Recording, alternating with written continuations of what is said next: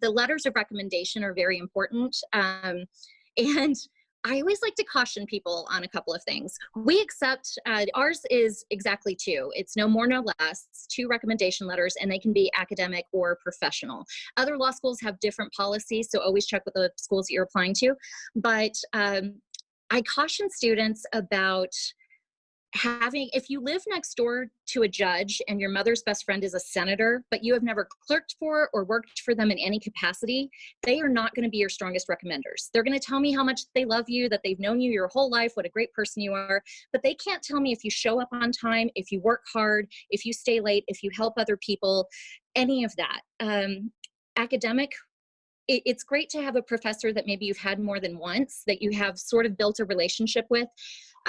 And somebody who can tell me, did you struggle in the beginning of the class, but you were a rock star towards the end because of all the hard work that you did? Did you go the extra mile in your research? Are you kind with your peers and a good leader in the classroom? These are things that I want to know. What I want your letters of recommendation and your personal statement and all of the information that's in your application to do is I want it to speak for you. I want to know, based on all of that information, are you mature? Are you dedicated? Are you a hard worker? Do you take failure and grow from it? Do you have a service heart like lawyers need? These are all very important things. So. Yeah. And so you need to have worked under someone for them to be able to speak to all those qualities. If they just know you personally, like I've known Johnny or Jamie since they were a little kid, they're a great kid. I'm sure they'll be a fantastic attorney, but there's no real professional capacity in which they supervise the person.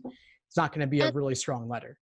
A lot of people think that you have to have an attorney or a judge or a senator or something like that recommending you, and that's not true. I did not know any lawyers when I was applying for law school, but I was a teacher, so I used my colleagues to write recommendation letters for me, and a supervisor. It's not the prestige of the person who is writing you a recommendation, it's what they have to say about your character and how they know you.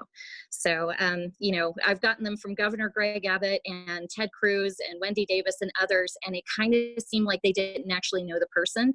If your recommender is repeating your resume, I'm going to get the impression that they don't really know you.